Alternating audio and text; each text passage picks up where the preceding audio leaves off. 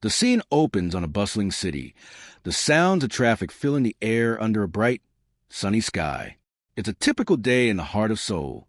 Amidst a crowd waiting at a crosswalk, we see a young man, Suho, completely absorbed in his phone, oblivious to the world around him. His fingers tap away at the screen, his expression neutral as he scrolls and types, lost in the digital world.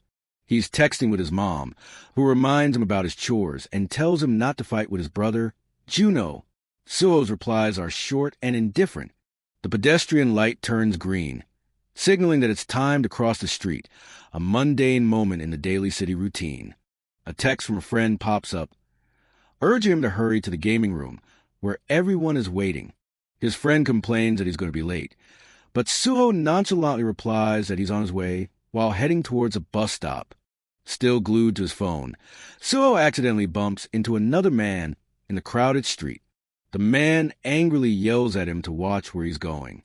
Suho, startled, quickly apologizes. Walking away, Suho's face darkens with annoyance. He mutters to himself, already irritated. An encounter only made it worse. He lets out a sigh, his true feelings surfacing. I'm so sick and tired of people, he thinks.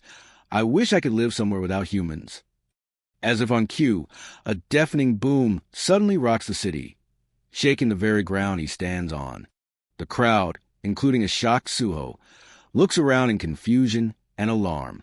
Suddenly, a massive bolt of golden lightning cracks through the sky, striking a nearby skyscraper with immense force. The crowd looks on in horror, their faces filled with disbelief and growing terror at the unfolding disaster. A massive explosion erupts at street level, sending a shock wave through the packed intersection. Chaos breaks out. Cars are thrown into the air as people scream and scramble for safety, the street descending into pandemonium. Another flash of lightning streaks down from the dark sky, targeting another one of the city's tall buildings. The top of the building explodes, crumbling into a shower of debris that rains down on the streets below. A mad dash for survival begins as terrified citizens run from the falling rubble, their world collapsing around them.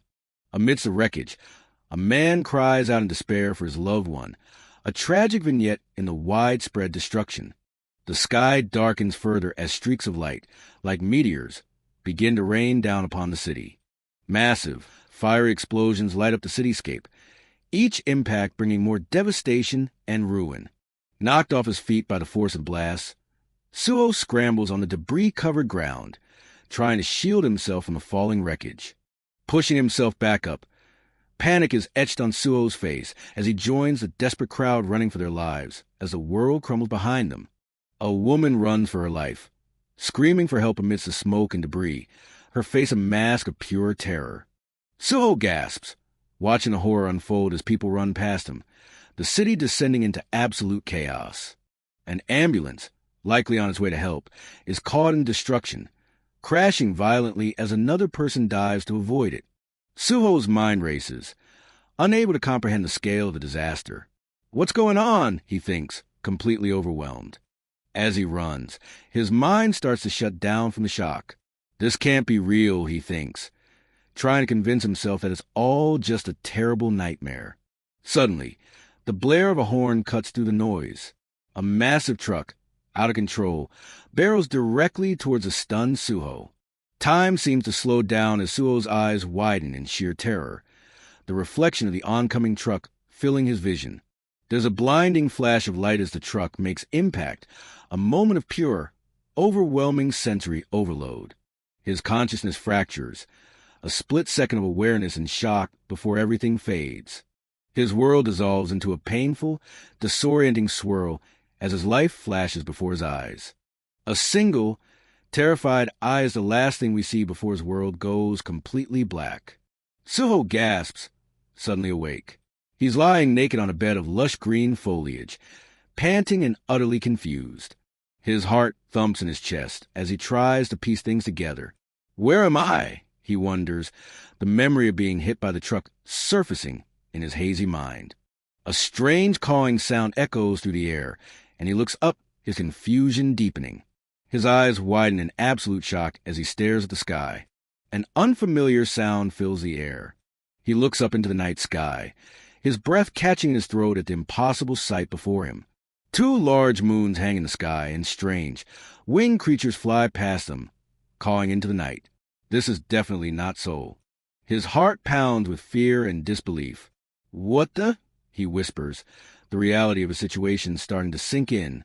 Lying completely vulnerable in the strange foliage, Suho is struck with the terrifying realization that he is truly alone in an unknown world. A terrifying growl and a loud thud echo from nearby, jolting him from his stupor. He quickly gets to his feet, sensing immediate danger. His face is pale with sweat and fear as he cautiously peers toward the source of the noise. A massive, grotesque bear with glowing red eyes lets out a ferocious roar, its sharp teeth bared. He recounts the primal horror of what he saw next. A giant bear with glowing red eyes locked in a bloody battle to the death with a pack of vicious wolves. And the man listening to this harrowing account? A calm professional in a doctor's coat, who sits across from Suho, diligently taking notes on a tablet. The doctor calmly repeats Suho's story back to him. "So, you woke up on a planet with two moons, in a forest full of monsters you've never seen before, and a giant bear and a pack of wolves fought to death right in front of you?" Suho sits silently, his face cast in shadow, offering no immediate response to the doctor's skeptical summary. The doctor leans forward, scribbling on his notepad. We see the words delusional, PTSD, as he asks the critical question. How were you able to survive in a place like that and make it back to Earth?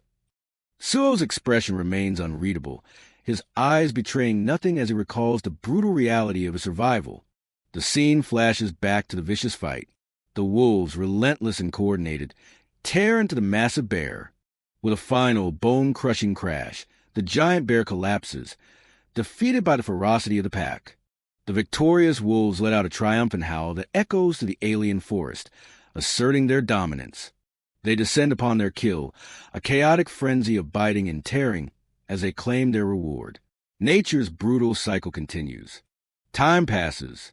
A more rugged, bearded Suho watches the world from behind the safety of some rocks, having learned to hide and survive in this savage land. While cautiously foraging for food, Suho is startled by a new presence. A small, white wolf cub approaches him. It steps hesitant but curious. The wolf cub stops and stares at him, its large, dark eyes filled with an innocent curiosity, a stark contrast to the vicious predators he's witnessed. Fear grips Suho. After everything he's seen, he can only see another potential threat. He trembles, cursing his luck, cornered and afraid. A desperate run for survival begins with a single, powerful step. Stripped of his modern life, Suho runs barefoot through the dense, unfamiliar forest, panting for breath. He pushes his body to the limit, leaping over obstacles, driven by pure survival instinct. Completely exhausted, sweat and drool dripping from his face, Suho gasps for air. Suddenly, a strange, game-like message appears before him. Stamina has increased by 1. What? Suho is bewildered, unable to comprehend the bizarre notification in this primitive world. Distracted and exhausted, his foot catches on a rock, and he begins to trip. He crashes forward, unable to stop his momentum. Letting out a cry of pain, he tumbles through the air. Suho lands headfirst into a patch of tall, green vegetation. Dazed from the fall, he wonders if he's starting to imagine things. What was that he just saw? His eyes dart around, still trying to process the strange system message from before. He stands up and finds himself in a field filled with tall grass and unfamiliar plants. His eyes land on large, red fruit scattered on the ground, resembling tomatoes. Overwhelmed by hunger, he wonders if the strange fruit is safe to eat. He notices a group of ants crawling over one of the fruits, actively eating it, taking it as a sign that the fruit might not be poisonous. Suho watches the ants closely. His hunger wins. He grabs a fruit and begins to eat ravenously. But he suddenly halts mid-bite, startled by something. The forest, which seemed quiet just a moment ago, now feels menacing. A slithering sound cuts through the air, and the tall grass beside him begins to move. A distinct rustle cuts through the silence as something large moves through the vegetation towards him. His eyes widen in shock, and a dawning horror spreads across his face as he realizes exactly what is watching him. Peeking through the grass is not a friend, but a massive reptilian eye with a slitted pupil, staring intently. Frozen in place, Suho lets out an involuntary hiccup of pure terror. A colossal blue-scaled snake erupts from the tall grass, lunging into the air with incredible speed. Suho can only watch, paralyzed with fear, as the monster flies past him, a giant, frog-like creature, chomping down with brutal force as blood splatters everywhere. A massive splash of water and blood erupts from the impact, drenching Suho, still hiccuping from the shock. He clutches the fruit, his mind reeling from the violent display of nature. His grip is so tight from the tension that the fruit in his hand begins to crack. This place is really strange. The shock is too much. Suho's eyes roll back as he faints, dropping the half-eaten fruit. Time passes and the sky opens up, sending a downpour of rain onto the forest. Fresh water, a precious resource in this wild world, drips from the leaves. Desperate for water, Suho opens his mouth to catch every last drop. Perched on a tree branch, a much leaner Suho, now clad in makeshift rags, gulps down the life-giving rainwater. He has been stranded for 67 days. As he rests, the growls of predators echo from below. A pack of wolves relentlessly circles the tree, waiting for him to make a mistake. Even when trying to rest, he can't let his guard down, not knowing when they'll attack.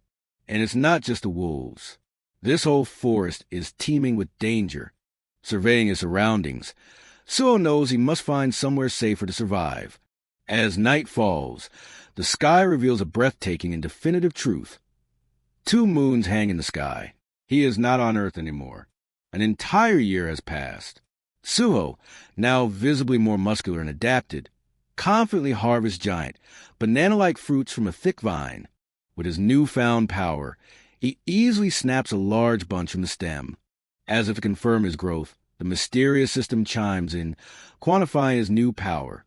Strength has increased by 1. A year of survival has hardened Suho, his body now a weapon sculpted by the harsh wilderness.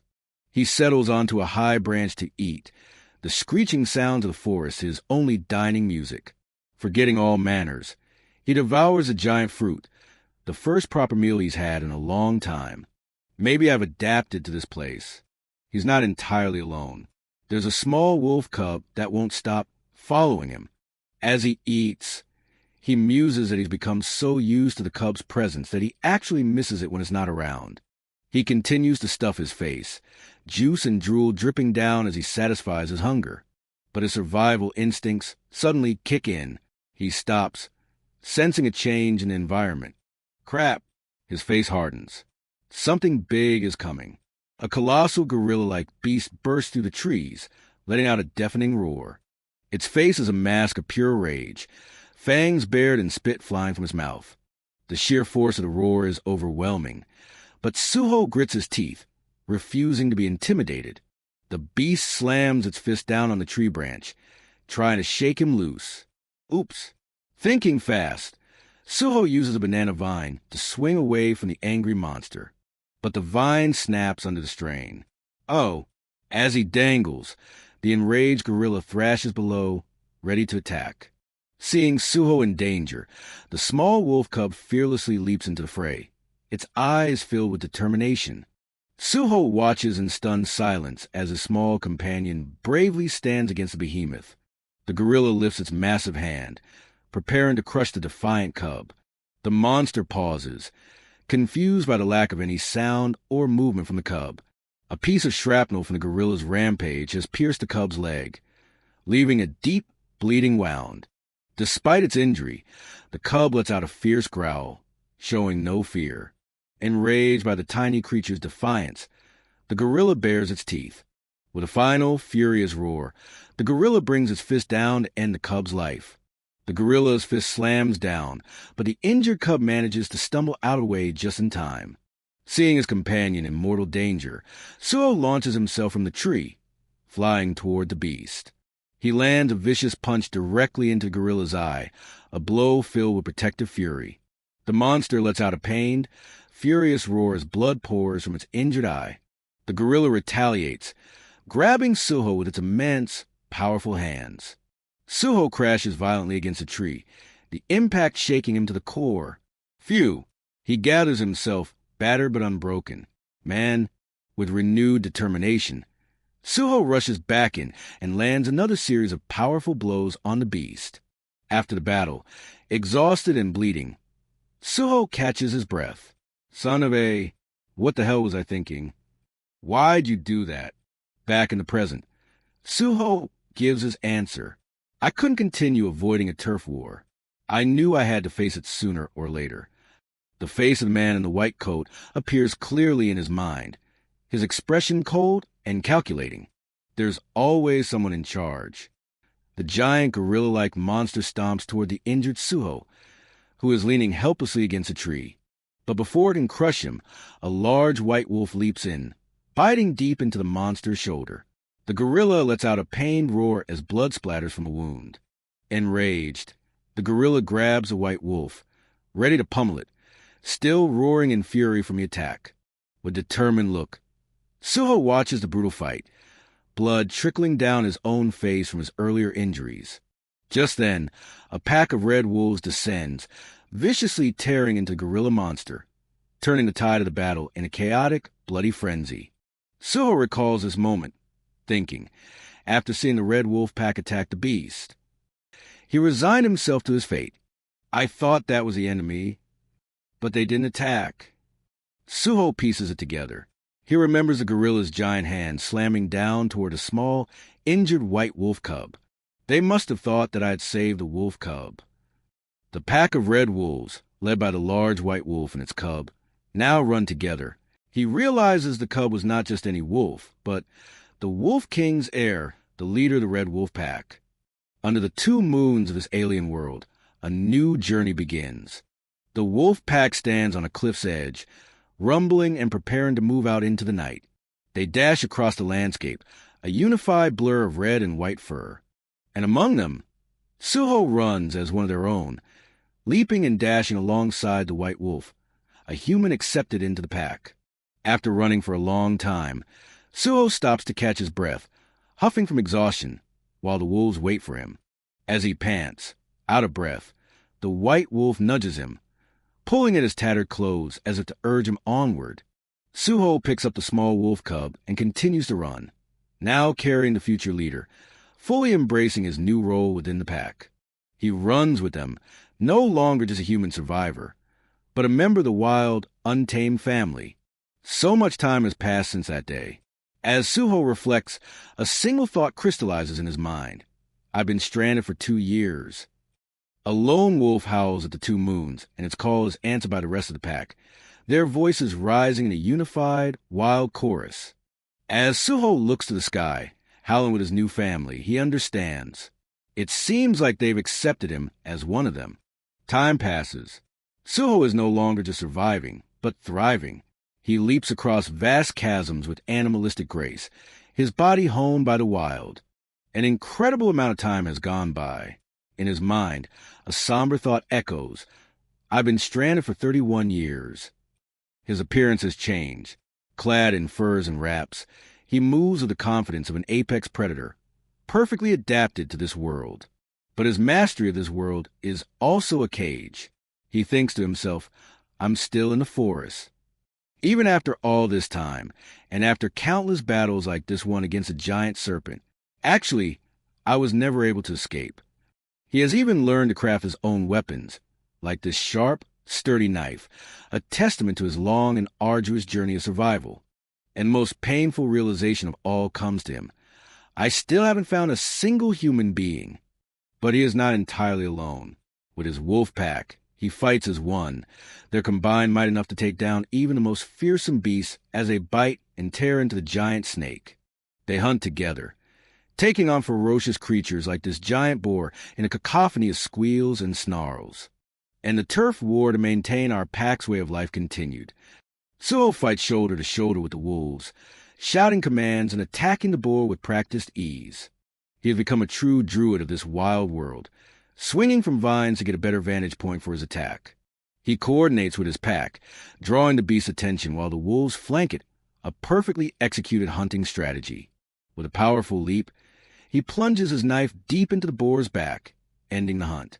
More time passes, an almost unimaginable amount. Suho stands alone on a cliff, looking out at the world that has been his home and prison. I've been stranded for 120 years. I think I'm the only human on this planet. In the midst of a gruesome struggle for survival, I've made several furry friends thus far. He has shared moments of joy and triumph with his wolf companions, howling together as a family, and lost them as well. The curse of his long life is that he must watch his companions grow old and pass away. He kneels on a lonely cliff, the bloody knife a symbol of the endless battles fought. How many years has it been since I've been stranded? Exhausted and weathered by time, he falls to his knees before his blood-stained knife. His thoughts drift into a haze of despair and confusion. I've given up on counting. Centuries seem to have passed, but how am I still alive? The scene suddenly shifts, revealing a memory of a conversation after his return. A doctor asks him, "And that's how you became king of the wolves, with more than 500 years having passed. But you never found any signs of civilization?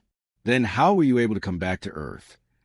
This question hangs in the air, framing the incredible story of his long exile. Suo's mind flashes back to one of the countless conflicts that defined his reign in that other world, a time before his return. His time as the King of Wolves was defined by conflict. The narration recalls one such event. The battle against the guerrillas for control of Moon Hill had begun. The Red Wolf Pack, a furious crimson tide, charges into battle with bare teeth. They are met by the brute force of the roaring guerrillas, and the two sides clash in a brutal war for territory. Suho, now a seasoned warrior, dashes into the fray, his feet pounding the earth as he leads a charge. The battle is a chaotic mess of fur and fury, with wolves yelping and guerrillas slamming their fists down on the pack. In the heart of the chaos, Suho stands as the alpha, his gaze fixed and determined, ready to command the battlefield. He leaps into the air, a powerful force of nature himself. Wielding his formidable blade, he prepares to strike down his enemies. With a powerful flash, he soars through the air, aiming for the lead guerrilla. A look of shock and awe crosses his face. His expression turns into a primal, victorious roar as the energy builds. He lets out a mighty roar, a wave of force emanating from him. A massive burst of energy erupts, engulfing the entire battlefield in a powerful shockwave. All the combatants, both wolves and guerrillas, are thrown back, stunned and subdued by Suho's overwhelming power. His sword, wrapped in a tattered cloth, stands as a symbol of his victory and his reign as the king of the wolves. The scene shifts. The consequences of Suho's return are now being felt on Earth, in the desolate, ruined cityscape of post-apocalyptic Seoul. A specialized unit walks through the debris. This is the portal management team, tasked with handling dimensional anomalies. The team leader, a man in a crisp suit, looks on as his team follows a signal. He points them in the right direction, a confident and skilled-looking young woman with long blonde hair. Suyong checks a device, her katana sheathed at her side. The device beeps erratically, its screen displaying a wildly unstable energy signature. She shouts an alarm to her team leader. Something's odd. The dimensional energy reading is off the charts. The team leader, his face grim with determination, embarks an order to the soldier next to him. Send the coordinates to the portal management team. The soldier immediately complies, tapping the location into his device. With the press of a button, the critical coordinates are sent. Just as the coordinates are sent, a blinding flash of light erupts from the anomaly's location. A team member yells out in shock. It looks like the portal's about to open. The team leader panics, shouting, "We don't know what's going to pop out of there. Everyone retreat," as Suyong mutters to herself about a bad feeling she had. A massive wave of energy erupts from the portal's location, sending a shockwave of force and debris hurtling toward the team. The blast throws them all to the ground, scattering them amidst the rubble.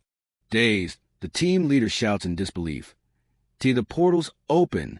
The soldier, completely terrified, screams out in fear.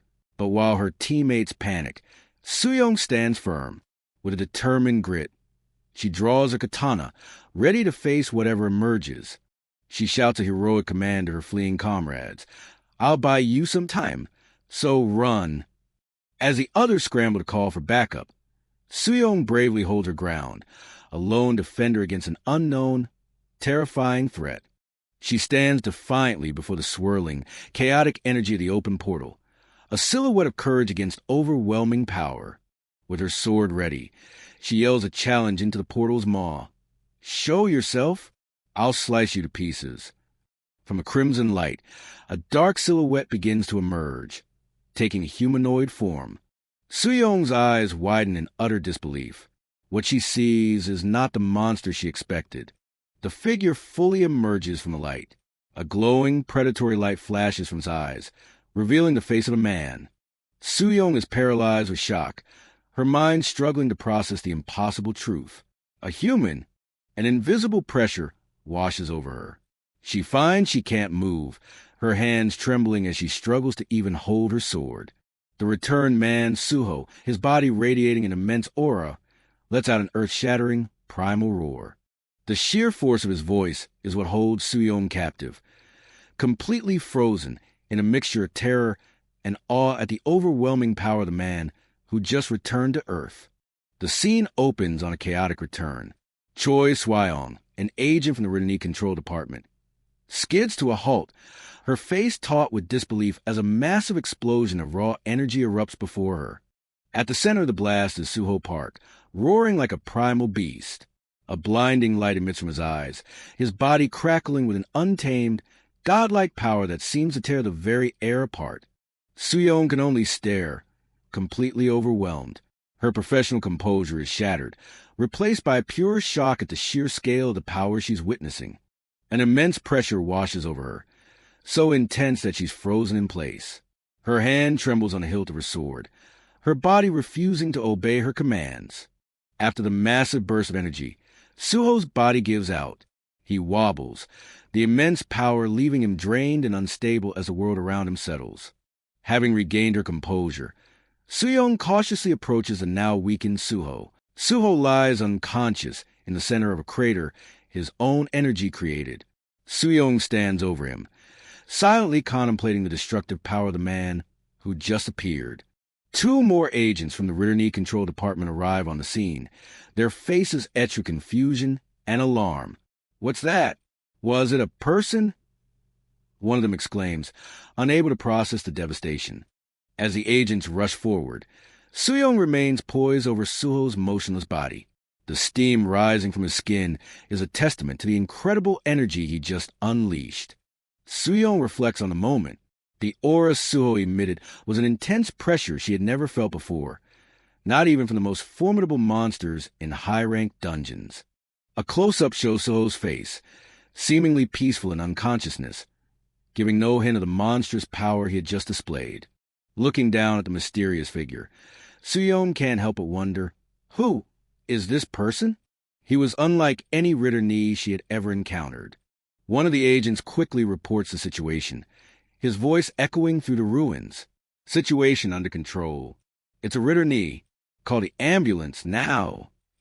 The scene shifts. 2 weeks later, in a quiet hospital room, a doctor stops to record her after a long session. In the background sits Suho Park, now calm and wearing a patient's gown. The doctor, Jeonga Kim, offers a gentle smile. "Good job," he says, having just finished recording Suho's testimony of his time away from Earth.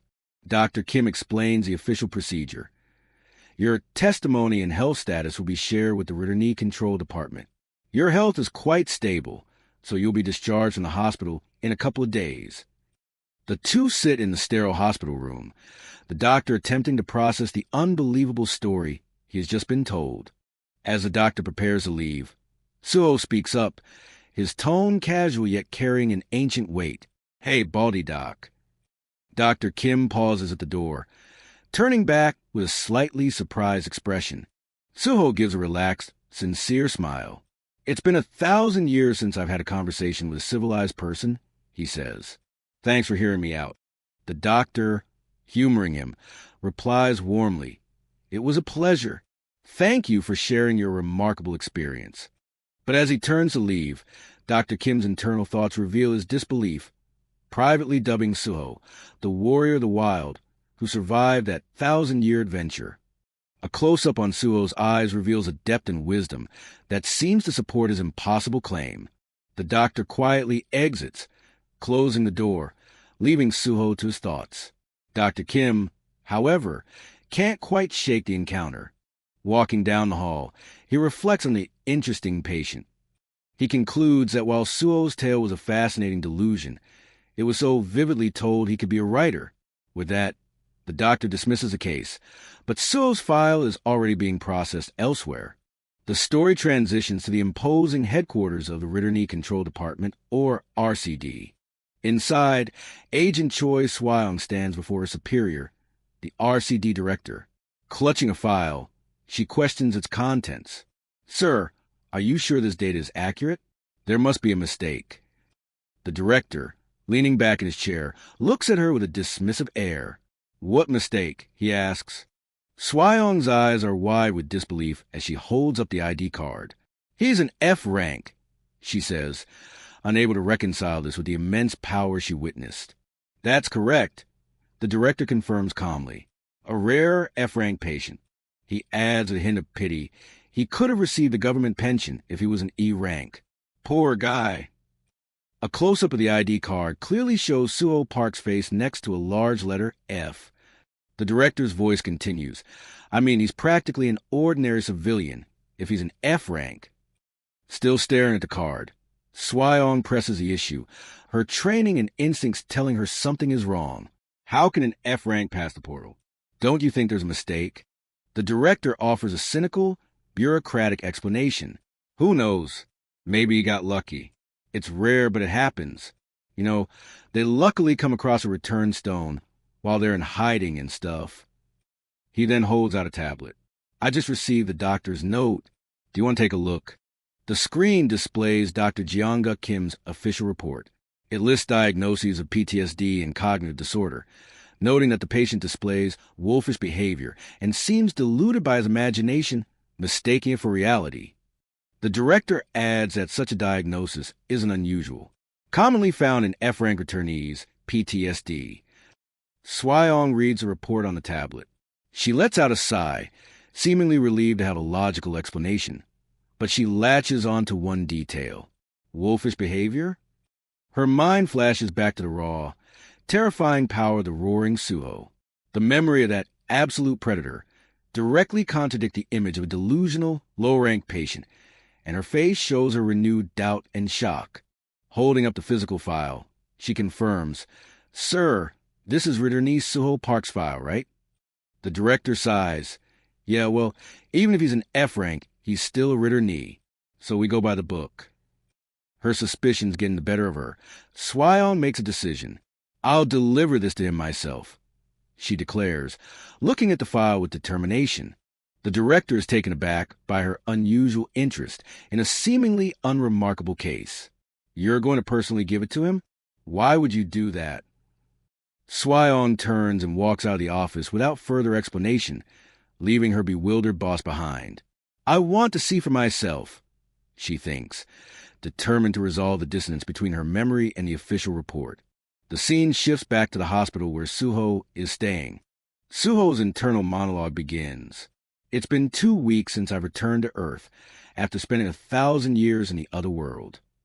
He lies flat on his back in the unfamiliar hospital bed, staring blankly at the ceiling. He feels a profound sense of dislocation. "I had longed to come back, but now that I have, everything seems so unfamiliar." A deep existential question hangs in the air as he lies there, lost in thought. What do I do from here? Just then, the door to his room opens. A nurse enters carrying a food tray, announcing, "Good morning. It's time for your meal." Suho turns his head slightly, his expression unreadable. The nurse places the meal tray before him. It's a standard hospital meal with rice, soup, and various side dishes, a sight utterly alien to someone who has spent a millennium in the wild. Despite the unfamiliarity, his body reacts with a primal, undeniable need. A loud grumble echoes from his stomach, a stark reminder of his basic human needs after 1,000 years of survival. Looking at the meal before him, Suho pushes his existential dread aside for a more immediate concern. May as well eat first, he decides. Just as he's about to eat, the sound of determined footsteps stops just outside his room. The door bursts open and Choi Swyong enters, holding a file and calling his name, Suho Park.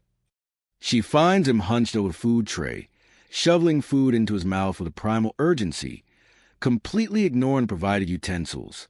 Swyong is rendered momentarily speechless, a bead of sweat running down her face as she witnesses the strange, almost feral way he eats. Suho pauses, looking up at her with his cheeks stuffed with rice that he grabbed with his bare hands, questioning her intrusion. Maintaining her professionalism, Swyong gives a formal introduction. Hello, I'm Swyong Choi from the Ritterny Control Department. Suho, however, doesn't respond, remaining focused on his meal. As Suho steps away from the bed, his heightened senses pick up on her unique presence. That smell and that blonde hair, he murmurs to himself. He crouches and sniffs the air near her, his instincts telling him that this person is familiar. The scent and appearance trigger a distant memory. Swyong confirms his vague recollection. I'm the first person you saw when you returned. His eyes widen slightly as the memory clicks into place. Swyong's own mind flashes back to that moment, recalling the terrifying figure radiating overwhelming power. He seemed like an absolute predator the moment he stepped out of the portal. She thinks. But this... Her thought trails off as she watches the current Suho, who is now comically licking and slurping every last crumb from his food tray, like a hungry animal. The jarring contrast between the godlike being she witnessed and the man acting like a starved stray in front of her makes her seriously question her own judgment. Have I lost my touch? With a satisfied sigh, Suho places a now sparkling clean tray on the table. That was good, he proclaims, completely unbothered by her presence. He then sits back, crossing his arms and addressing her with a blunt, demanding tone. Now tell me, what in the world is this Ritterny Control Department?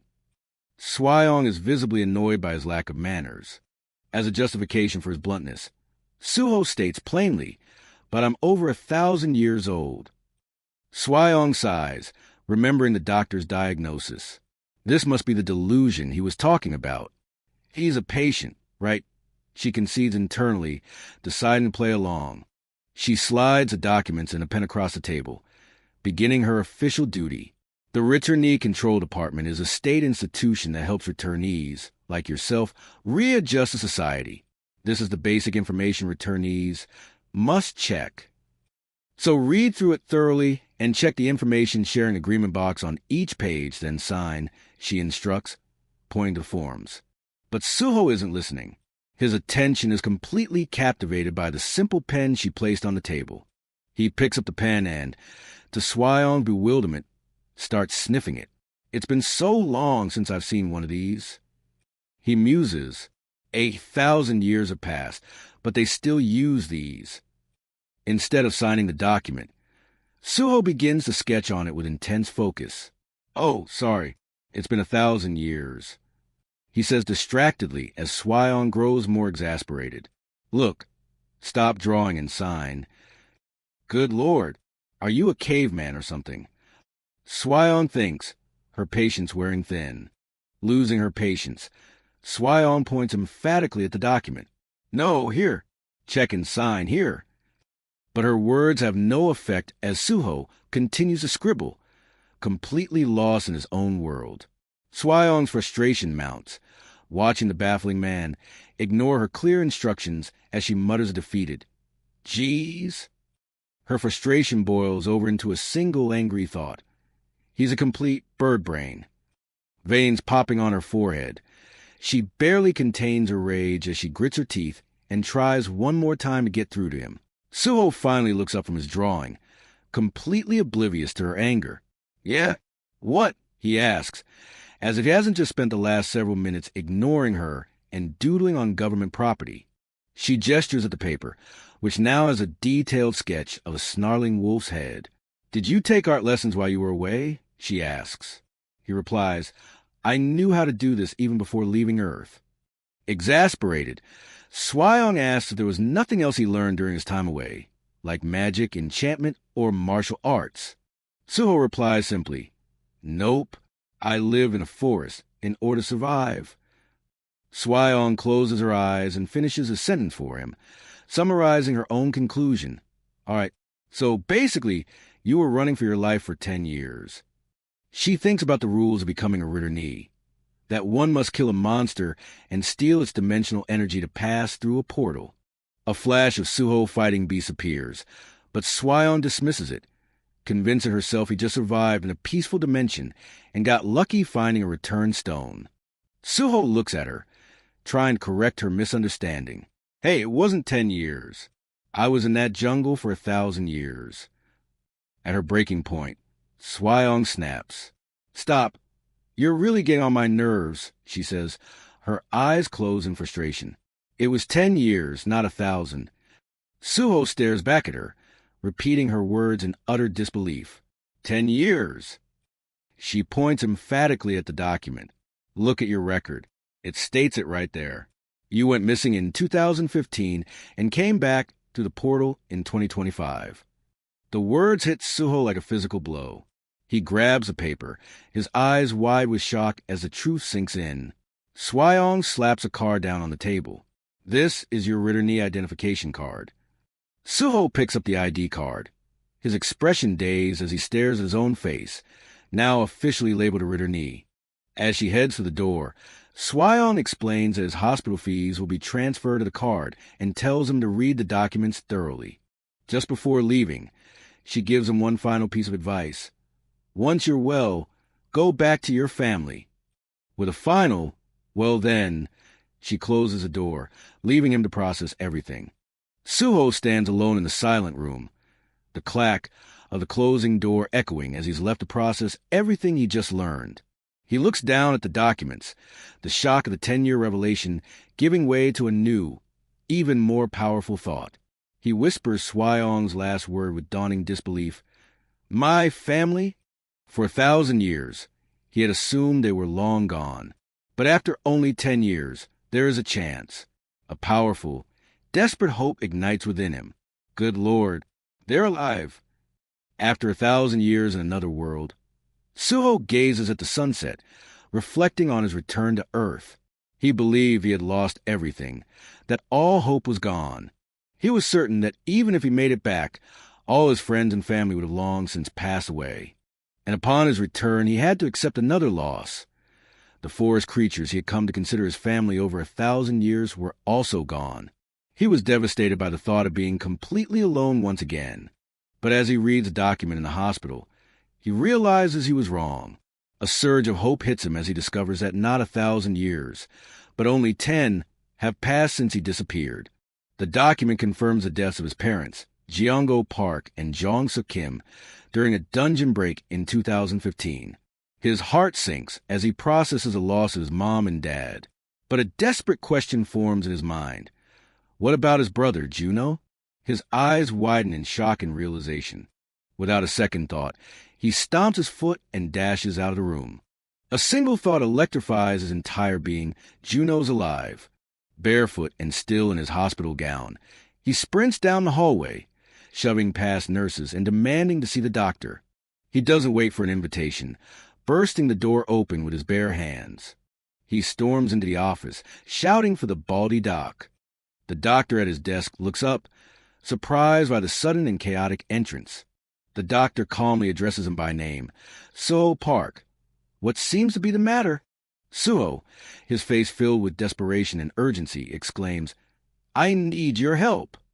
The doctor maintains his composure, leaning back his chair and asking how he might be of assistance. Suho slams his hand on the desk, shouting the news that his brother is alive and demanding the doctor sign his release form immediately so he can go find him. The doctor calmly dismisses the request, suggesting Suho isn't ready to re-enter society and should wait while they locate his brother for him. Suho's patience wears thin. He feels the doctor isn't grasping the urgency of the situation. His expression darkens as he makes it clear, Listen, Baldy, I'm not here to get your permission. The doctor simply chuckles at the threat, seemingly unfazed. Finally, the doctor's expression turns serious. He agrees to Suho's demand, but with one condition. Suho looks on intently, waiting to hear the doctor's terms, ready to do whatever it takes to leave. Whatever the condition was, Suho must have agreed. Now dressed in fresh clothes and sitting in the back of a car, he offers his thanks, finally on his way to find his brother. As Suho gets into the taxi, the doctor and his assistant see him off. He agrees to talk soon, sealing his mysterious deal with the doctor. The doctor leans in and speaks to the taxi driver, asking him to get Suho home safely, as he hasn't fully recovered. The friendly driver agrees without a problem. The taxi drives off, leaving the doctor and his assistant standing on the curb. The assistant, confused by the doctor's actions, points out that he not only paid all of Suho's hospital bills, but also bought him clothes and gave him money. She asks why he would do all that, noting that even the RCD neglects F-ranked returnees, and that Suho had been disrespectfully calling him Baldy. The doctor just smiles knowingly, trailing off without giving a direct answer. He says with a sly grin, "Let's just say I want to hear more of that guy's stories." The assistant is baffled, wondering why the doctor would want to hear more of what she considers nonsense. Changing the subject, the doctor asks her to get the door fixed. The assistant is shocked to see the metal doorknob completely mangled. She says she's already put in a request, holding up the twisted handle and wondering how it could have possibly broken like that. A flashback shows the immense force with which Suho burst through the door earlier. The doctor remembers the sound of the metal creaking under the pressure of Suho's hand. The doctor recalls another incident, realizing this is the second time a handle has broken in a similar way since Suho's arrival. The doctor thinks to himself that this is the second time a handle has broken like that. With his hands clasped, a grin spreads across the doctor's face. He now understands the true nature of his patient, musing, "It's been a while since I got a whiff of an irregular." Meanwhile, Suho's taxi is stuck in the bustling traffic of the city. A breaking news report comes on the car's radio. A flood of monsters has escaped from a dungeon break in Gangwon province due to a time miscalculation. An image of a terrifying multi-tongued creature flashes on the car's navigation screen. The report continues, stating that the Ministry of National Defense was urgently deployed to handle the monstrous threat. Helicopters and tanks engaged the creature, and the situation was brought under control within 50 minutes. However, the military did not escape unscathed, suffering some damage in the confrontation. The newscast concludes by reporting the destruction of 2 tanks and 12 casualties among the hunters and soldiers on site. After the grim news, the station switches to a flashy advertisement for the SPFC, the Supernatural Power Fighting Championship, a bloody combat tournament between world-class superheroes. The taxi driver excitedly listens as the announcer introduces the next match. The 34th ranked fighter, the Russian brown bear Mikhail Horvaz, versus the 48th ranked Beyond Horizon. Suho, however, quietly takes in this strange new form of entertainment. The winner of this match will go on to fight the #1 hero from Japan. As the announcer hypes up the fight, the spectacle only serves to further highlight to Suho just how much his world has transformed. He remembers the doctor's words. It's a completely different world now compared to before the catastrophe. Another advertisement plays, this one a dramatic call to action for new hunters to rise. It's a recruitment ad for Korea's 4th-ranked guild, the Shilla Guild, promising unprecedented hunting dividends. The driver sighs, lamenting that he could have been making big money hunting in the field instead of driving a cab. If only he were a hunter. Hearing the term hunting field, Suho's curiosity is piqued. He leans forward and asks if there's a hunting field in Seoul, revealing his ignorance of the new world. The driver gives him a worried look, clicking his tongue and suggesting that Suho must have hurt his head badly. Seeing Suho's genuine confusion, the driver realizes he truly doesn't know anything. Suho asks him to explain, and the driver agrees, having nothing better to do. The driver begins his explanation, starting 10 years ago, on the day people now call the Day of Catastrophe, when doors to other worlds open all across the globe.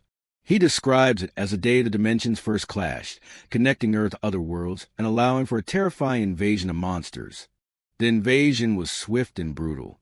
That day, 10% of the world's population was lost. Ever since then, monsters have continued to appear all over, and the world's conventional military forces weren't enough to fight them. Even with advanced weaponry, the military struggled against the otherworldly creatures. and that, the driver explains, is why hunters were needed to fight the monsters in places the military couldn't reach. He elaborates that people who disappeared during the catastrophe but later came back, known as returnees, acquired licenses to hunt. They formed guilds and now earn money by hunting in fields or near portals, like the group shown taking down a monster worth 2 million. The pieces started clicking into place for Suho. He asks the crucial question, how do you become a hunter? The driver chuckles at a serious tone, remarking that it's a difficult path for ordinary people. He explains the process. First, you have to be awakened. Then, you need to go to the RCD, the Return Control Department, and pass the hunter exam. A test? Suho hadn't expected that. The whole process sounds complicated to him. As the sun sets, casting a warm glow over the city, their conversation comes to an end. The taxi winds its way through a residential neighborhood. The taxi screeches to a halt. We're here, the driver announces. He points out the window to a 2-story red brick house, confirming that this is the address he was given. Suho thanks the driver. As the taxi pulls away, the driver cheerfully wishes him a good reunion with his brother. Left alone on the quiet street, Suho takes a moment, his gaze fixed on the house. Under a sky with cawing crows, he prepares himself to finally meet his brother after 10 long years. Full of hope, Suho takes determined steps toward the house. As he approaches, an old woman cleaning the 2nd-story window notices him. She shouts down from the window, asking who's there. Suho is startled by her confrontational tone. He looks up and states simply, I've come for Juno. The old woman's expression hardens at the mention of the name. Suho waits, confused by her silence. The woman scolds him for what she perceives as rude behavior, clicking her tongue in disapproval. Suho is taken aback, not understanding why she is so hostile. She yells that no one by the name of Juno lives there. Then she screams and get lost, calling him a rotten bastard. She slams the window shut, leaving Suho standing alone in stunned silence. Confused, Suho turns away, wondering if the taxi driver gave him the wrong address. Just then, he overhears the old woman muttering angrily from inside, "Those rotten loan sharks." A child's voice asks, "Grandma, are the scary men here again?" The woman continues to complain that they come by every single day. Suho's eyes widen as he pieces together the conversation. The old woman must have mistaken him for a debt collector. Inside, the grandmother tries to comfort her grandson, Jianu, telling him to come and eat while lamenting the fate of the innocent child. Suho overhears the most crucial piece of information. The boy's father works day and night, but is still drowning in debt. Standing by the front of the house, Suho now understands the terrible situation his brother is in. He sees a yellow mailbox stuffed with letters. Inside, Jianu asks his grandmother if his dad owes money, but she quickly changes the subject. Suho reaches into the mailbox and pulls out an envelope.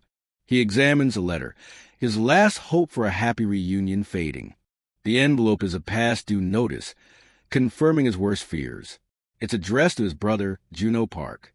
He walks away from the house, the weight of this new reality sinking in. Suho walks away, his mind processing the new, complicated problem of his brother's debt. In the world he knew for 1,000 years, the rules were simple, the strongest of the law. But he realizes that on this new earth, brute strength alone isn't the answer. The laws are a complex web of society and obligations that are foreign to him. He concludes that if strength is what simplifies complexity, then he must find out what the ultimate strength is in the civilized world. The answer hits him with absolute clarity: money. With a new, unshakable resolve, Suho clenches his fist. His goal is no longer just to find his brother, but to acquire the power needed to save him in this new world. Money. The scene opens on a towering, modern skyscraper, the headquarters of the Hunter Association, a beacon of order in a changed world. Inside, Suho Park walks through the bustling administrative office, a place humming with the bureaucracy of this new era. He confidently slides his identification card forward, bearing the name Suho Park, ready to take the next step in his new life. But his confidence is immediately shattered. The staff member, Oxen Kim, looks at him flatly and denies his request to take the hunter's exam, stating he is not qualified. A shocked Suho questions her decision. He's a Ritter Ni, and he's been classified as F rank. What could possibly be the issue? The official explains the code, hard numbers. While he is indeed an F rank, he is still shy of 4 crucial Ritter Ni ranking points. Suho argues back, his voice filled with disbelief. That can't be right. He insists that he came to this world through a portal just 2 weeks ago. Hearing this, Oxen Kim lets out a condescending laugh. She tells him that is impossible, as civilians can't pass through portals without being shredded to pieces. As Suho tries to explain the pain he felt during the passage, she cuts him off, mockingly asking if he thinks he's a Hulk, and telling him to keep his fantasies at home. She dismissively tells him his options. Sign up at an Awakening Academy or go rack up points in the field. He should only come back when he's properly awakened. Rejected and frustrated, Suho walks away. His eyes land on a digital bounty board advertising a reward for goblins at Suwon Field, 500,000 won per head. He murmurs, confused about how this system works. A new idea begins to form in his mind. Suwon Field goblins. This could be the answer to his problem. The scene shifts, showing the sprawling cityscape of the new Seoul, a metropolis segmented and walled off from the dangers outside. Now in a taxi, Suho asks the driver about the massive barrier they're driving alongside. The driver explains that it encircles the entirety of Seoul. The driver elaborates on the city's new geography, 12 districts connected by over 100 gates, with even more outer gates leading to the dangerous fields. Listening to this, Suho feels a growing sense of being out of place. He realizes his urgent need for a phone to navigate this complex and unfamiliar world. With a screech of tires, the taxi comes to an abrupt halt. The driver announces their destination. They have arrived at Suwon Field Gate 27. Suho steps out of the car, his feet landing on the pavement with purpose. As the taxi pulls away, he walks toward the imposing scaffold structure of Gate 27. He looks up at the sky, a determined look on his face. So this is it. The hunting field must be just beyond this gate. He continues his steady walk, approaching the entrance of the fortified gate. His path is blocked by a checkpoint manned by 2 heavily armed guards. One of the guards steps forward, his expression stern under his helmet, and officially demands to know the purpose of Suho's visit. Suho's response is as direct as it is confident.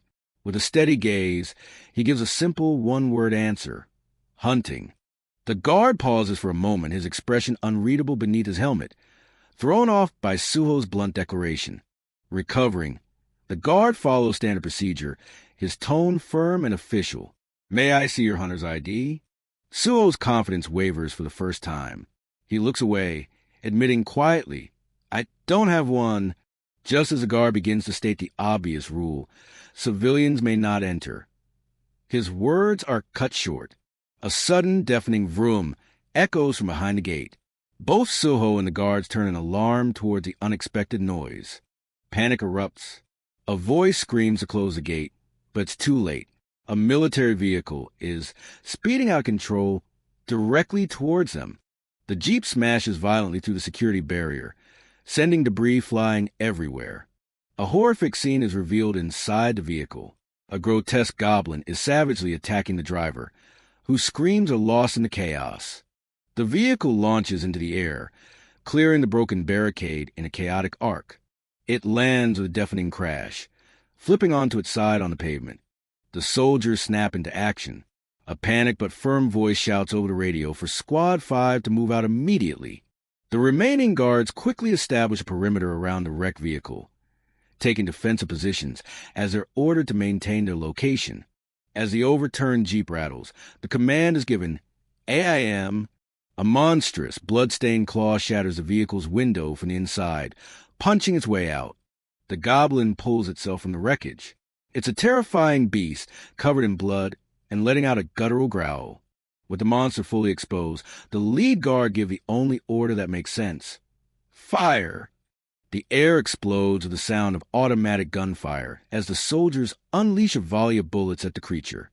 The goblin shrieks in agony, its body torn apart by the overwhelming firepower. As the monster finally goes still, the order is given to cease fire.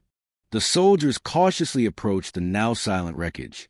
The enemy is eliminated, and an urgent call is made for an ambulance. In the aftermath, one of the soldiers looks around, confused.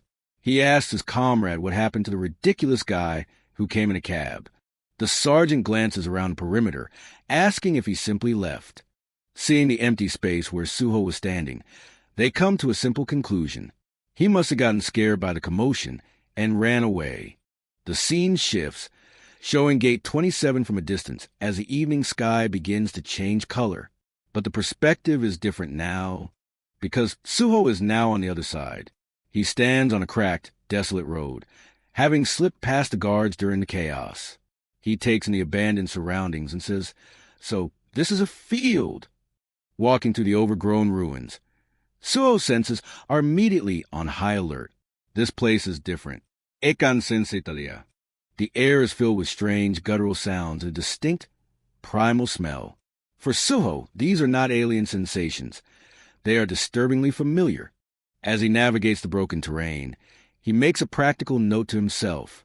To get around this massive, desolate landscape efficiently, he's going to need a car.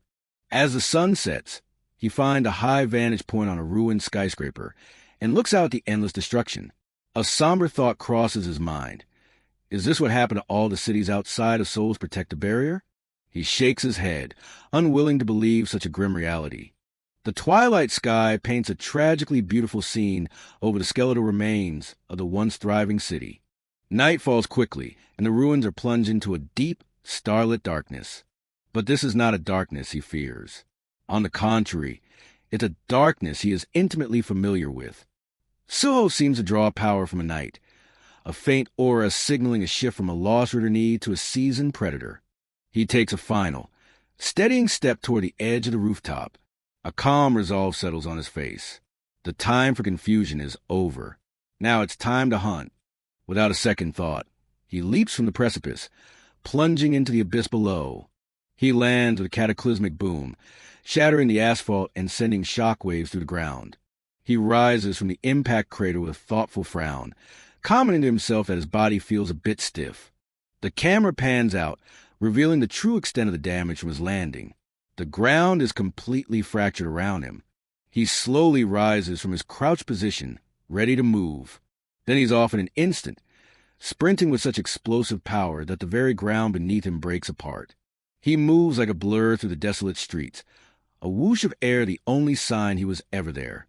His power is astounding. He leaps incredible heights, effortlessly clearing entire buildings in a single bound. But as he soars through the air, he feels a slight strain, a grunt escaping his lips. He grips the ledge of the rooftop, his fingers digging into the concrete. Pulling himself up, he kneels and wonders about his condition. Is this an after effect of his journey? He feels like he's lacking his true power. He stands, silhouetted against the brilliant full moon, alone, powerful figure contemplating his own limitations in this new world. Putting his concerns aside for a moment, he focuses his senses once more. He closes his eyes and sniffs the air, searching for his prey. Suddenly, his eyes snap open. He's found something. His keen hearing picks up the distinct sounds of whimpering in the distance. He zeroes in on the location, deciding that will be the starting point for his hunt. He pushes off, once again moving at an inhuman speed toward the sound. He lands silently near a cluster of abandoned apartment buildings, the source of the commotion now close. A close-up on his face shows his focus. The hunt is on. As he gets closer, the sounds of battle become clear, growls, yelps, and the sickening thud of impacts. He clenches his fists and proceeds with caution. He peers around a corner and discovers a chaotic scene.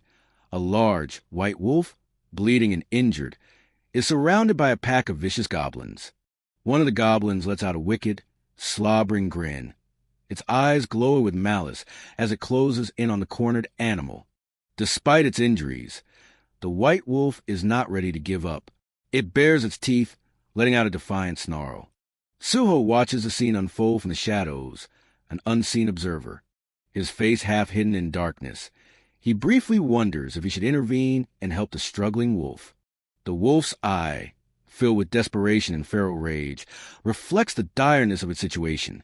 Sensing weakness, the goblin pack surges forward, ready to overwhelm the wolf and tear it to pieces. But as he watches, Suho's hesitation vanishes, replaced by a cold, predatory smile. He's made his decision. His expression twists into one of savage glee. He wasn't going to save the wolf. He was going to hunt them all. Then they're my prey now.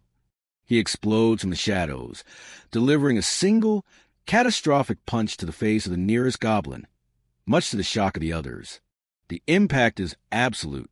The goblin's head erupts in a spray of blood and gore as it screeches its last breath. The moment the goblin dies, a strange blue window materializes in front of Suho with an electronic ping. It reads, "Searching for class." Suddenly, he's overwhelmed. Dozens of identical windows pop up all around him, all flashing the same bizarre message. Class already exists. System error. He stands frozen amidst the carnage and the storm of error messages, completely stunned. What the hell is this? Staring at the impossible display flickering before him, he can only voice his utter disbelief. A system error? He grows frustrated with the incessant, glitching pop-ups. With a shout, he wills them to disappear so he can focus on the task at hand. Just as the notifications fade, Suho finds himself surrounded. A pack of grotesque, blue-skinned goblins emerges from the darkness, their sharp teeth bared. His eyes glow red as he prepares for battle. Without a moment's hesitation, Suho unleashes his power. A brutal wham echoes as his attack connects, the sheer force beginning to shatter a goblin's skull. The sound of cracking bone follows as the goblin's head is completely obliterated by the overwhelming force of the impact. The panel reveals the source of the devastation, a single, powerful punch from Suho that snaps the creature's head apart instantly. But the fight isn't over. Another goblin lets out a piercing shriek, its sharp claws digging into the ground as it prepares to charge. With a powerful spin, he uses the goblin's own momentum against it, swinging the creature around for a devastating throw. The goblin he's holding crashes violently into its fellow monster, resulting in an explosion of blood and gore. As the dust settles, Suho lands gracefully on his feet. Behind him lies the mangled mess of the goblins he just defeated. The moment of quiet is broken by another system notification. This time, it gives a clearer reason for the error. It failed to initialize his stat. He reads a follow-up message. Failure to obtain class skill. Critical error. Suho is stunned, realizing that the system can't even process his abilities. A thought strikes him as he stares at the error message. Ah, that's right. He murmurs, beginning to understand his unique situation. His mind flashes back to his previous life, wondering if it was about 100 years ago. He remembers a time when he had grown so powerful that he rarely received stat increase alerts anymore, having already exceeded his maximum strength limit. Returning to the present, Suho connects the dots. He recalls that status windows never appeared in the forest of his old world. He now suspects that the system errors are actually lowering his stats on Earth. Suddenly, a new, different kind of notification flashes before his eyes. Authorization has been obtained, and a performance store is now open. Suho is taken aback. A performance store? This is a message he has never encountered before, even in his past life. He curiously interacts with the new window, wondering if this is some new kind of awakening or a special feature just for him. The store interface appears, showing he has 7 available points. The only items for sale are a bottle of water for 1 point and a piece of bread for 2. Though underwhelmed, he accepts the limited options, wondering if this is all he can get with his 7 points. He makes the purchase anyway, and to his surprise, a bottle of water and a piece of bread materialize out of thin air, becoming tangible items he can use. Later, as Suho walks through the desolate, ruined city under the night sky, his thoughts are interrupted by a faint, whimpering sound. He follows the sound and discovers a tragic scene. A large white wolf lies dying, covered in blood, while her small cub whimpers and nudges against her. Suho quietly approaches the heart-wrenching sight. He kneels down, his expression somber as he observes the mother wolf's last moments with her terrified cub. Gently, he pats the wolf's head, realizing from her wounds and condition that she must have been poisoned. She is dying. The wolf pants and whines weakly, her life fading with every breath. Despite her pain, she looks at Suho with pleading eyes. try and convey a final wish. "What?" he asks, leaning closer. He understands her silent plea as she glances towards her child. "Your cub?" he asks, realizing she wants him to care for it. Suho initially protests, telling the dying mother he never agreed to take her cub, but his words trail off as she passes away. Now orphaned, the tiny cub whines pitifully, looking up at Suho with helpless, innocent eyes, even as he tells it not to look at him like that. Looking at the cub, a sense of responsibility washes over Suho. He sighs, accepting his newfound connection to the creature. Is this fate? He wonders. Having made his decision, he reaches into his jacket and pulls out the bottle of water he had just acquired from a performance store. He offers the bread to the small, whimpering creature, telling it to eat. His journey as a druid has truly begun. Afterward, Suho walks back through the battlefield, the bodies of the goblins he defeated strewn across the ground. He takes a quick head count of the corpses, counting a total of 7. Thinking about the logistics of carrying all the monster carcasses to cache them in, he mutters to himself that he really needs to get a car. Time passes, and the sun begins to rise, casting its first light over the ruined city. The sound of chirping birds accompanies a new day as Suho opens his eyes. He looks up, taking in the morning light after a long and eventful night. A flock of birds takes flight from a lone tree that has survived amidst the destruction, a small sign of lingering life. A wider view reveals Suho resting against a tree. He has built a small, makeshift grave for the mother wolf, and her cub now sleeps peacefully on his lap. With the cub still cradled in his arms, Suho decides it's time to leave the field. "Let's head on out," he says softly. They arrive at Gate 27, the exit from the monster-infested zone. A line of vehicles waits to get out, and a soldier directs traffic, telling people to keep their distance. The guard reminds the driver to visit the disinfection station, while others in the line grow impatient with the wait. "What's taking so long?" one yells. But their impatience turns to stunned silence. "Wait! Look over there!" a driver exclaims, pointing toward the gate. The others can only stare in speechless awe at what is emerging from the field. The guard at the gate stares, his face a mask of pure shock and disbelief at the scene unfolding before him. The source of everyone's amazement is Suho, who casually walks out of the gate carrying a massive pile of 7 bloody goblin corpses on his shoulders as his new wolf cub happily trots along behind him. Looking at the gruesome pile of monsters, one of the onlookers sarcastically mutters, "How classy." Another wonders in disbelief if Suho really hunted all of them by himself. A bead of sweat rolls down the guard's face as he suddenly recognizes a man from before, the one who was denied entry. Sometime later, Suho arrives at the Hunter Association's registration office to cash in his haul. The staff member at the desk, Airy Joe, calculates his payment.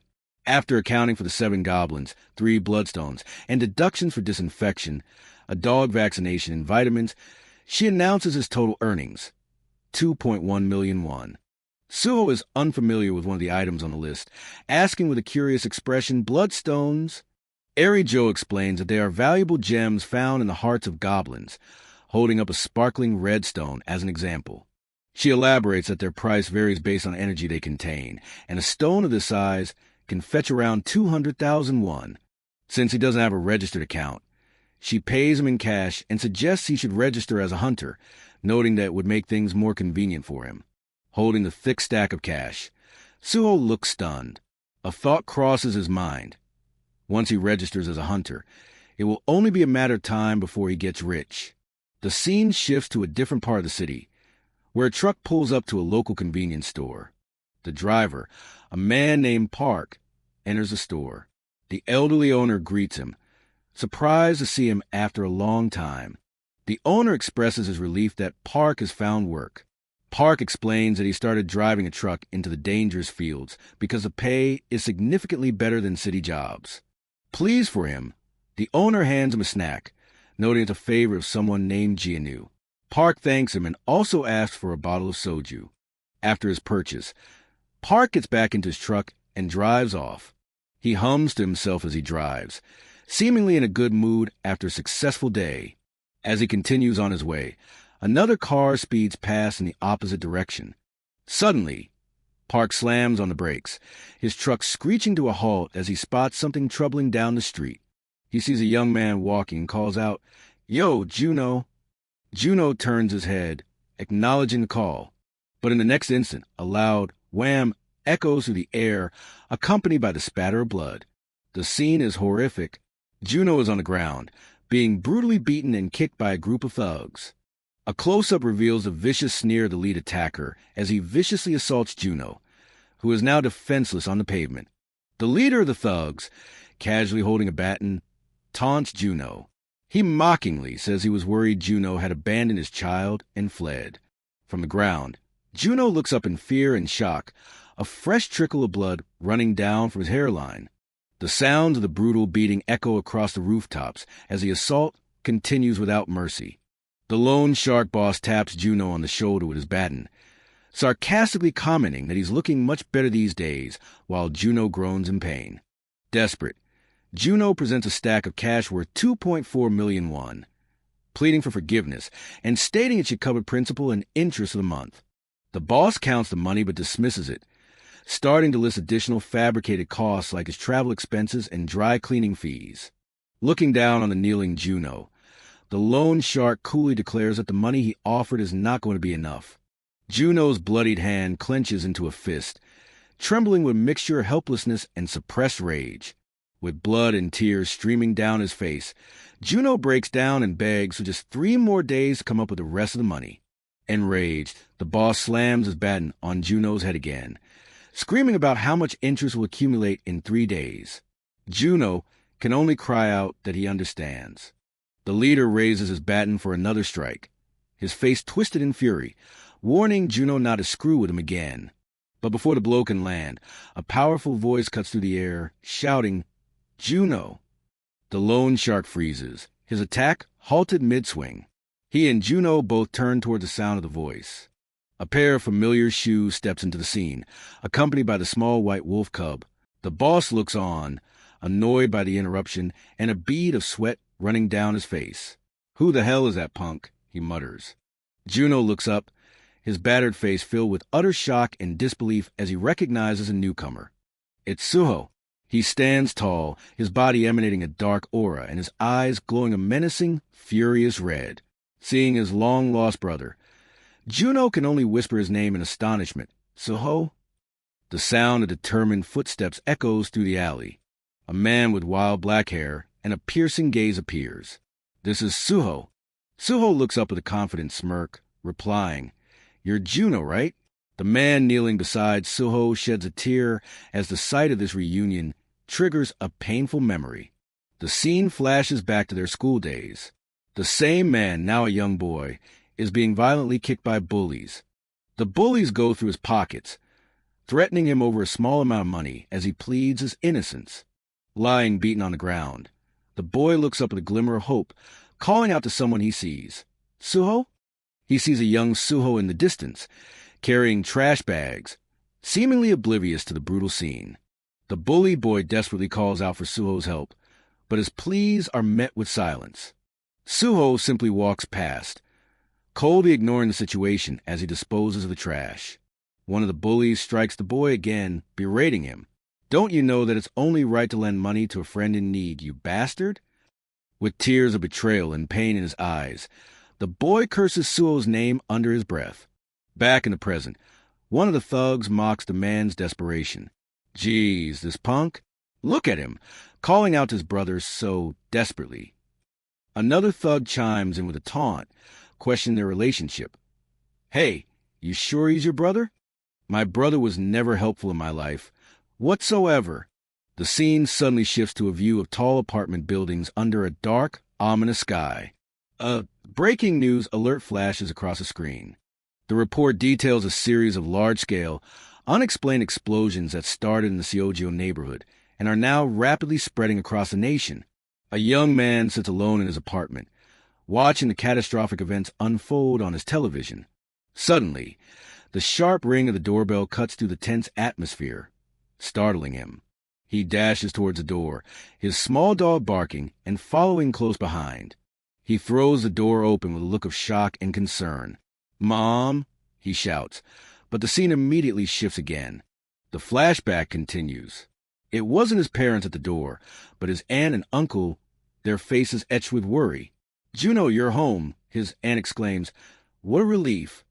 A young Juno looks at his aunt with wide, fearful eyes. His aunt and uncle are in a panic.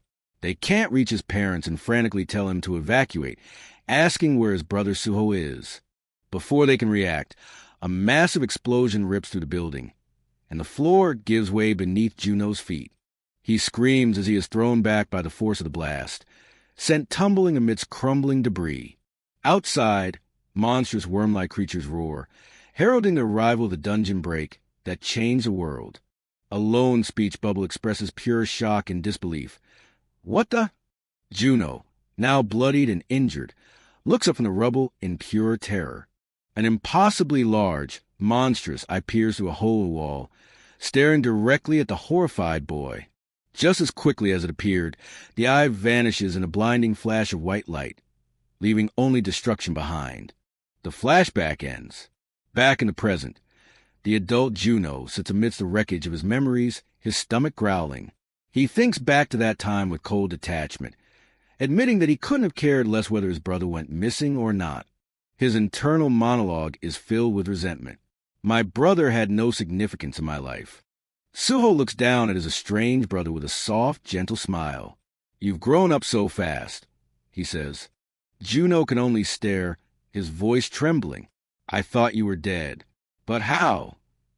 This emotional reunion completely baffles the thug leader. "Good Lord, did I knock the sense out of this guy or something?" he wonders. The thug leader grabs Juno, looking at Suho with suspicion. "Are you sure this kid right here is your older brother?" he sneers. Suho's gentle demeanor vanishes in an instant. His eyes glow with dark energy as he grabs the thug leader's head, his patience clearly at an end. With brutal force, Suho slams a man's face directly into the hard pavement. Juno watches in stunned silence, his eyes wide with disbelief at his brother's sudden and overwhelming violence. The thug leader crashes through a pile of wooden planks, the impact echoing through the alley. He lands in a heap, motionless and defeated. The remaining thugs can only stare in horror, one crying out for his boss while the other curses at Suho. Ignoring the threats, Suho gently checks on his brother. "Are you all right?" he asks. Juno, still in shock, can only stammer that he's fine. Enraged, one of the last thugs screams, "Who the hell do you think you're messing with?" Blinded by rage, the last conscious thug screams, "Y'all got a death wish?" as he throws a desperate kick straight at Suho's head. With chilling indifference, Suho raises his own leg, not just to block the kick, but to catch it, his cold eyes promising a brutal response. The thug who attacks Suho lets out a piercing scream as his leg is brutally twisted. He collapses to the ground, writhing in agony and clutching his shattered leg, while the small white dog barks nearby. The last remaining thug freezes in terror, the realization dawning on him. "Is he a hunter?" he stammers. Suho, still crouching, calmly gestures for the terrified man to approach. "You, come here." The man can only ask, "Sorry?" The man frantically pleads his case, swearing he never touched Suho's brother and even tried to stop the others. Suho takes a thick stack of 50,000 won bills from the defeated leader's pocket and places it on the ground. He looks at the remaining thug and says coldly, "Come and take this money." Juno and the others look on, confused by Suho's strange and intimidating gesture. With a glare that could cut steel, Suho gives his final order to the terrified thug. "Take it and get lost." The man scrambles to grab the cash, bowing deeply and stammering his thanks before making a hasty retreat. The scene shifts to later that evening, outside a modest residential building under a starry night sky. An elderly woman with a stern, worried expression appears, clearly having been waiting for them. She stands at the bottom of the stairs, looking at Juno and the mysterious stranger he has brought home. She asks Juno if this man is truly his brother. With a faint, weary smile, Juno confirms, "Yes, that's my brother, all right." Suho steps forward and offers the woman a plastic bag. "Grams, I bought some meat," he says politely. The old woman grams, takes the bag, her expression softening into something more somber as she mutters, "Damn it." She turns to lead them inside, telling them that a boy named Jinu has fallen asleep waiting. She adds that Juno should have told her his brother was coming. Inside, a small child, Jinu, is sleeping soundly on the floor, watched over by the little white puppy. The two brothers look down at the sleeping boy. "So this is your son?" Suho asks. Juno confirms, "Yep, his name's Jinu. He's my one and only treasure."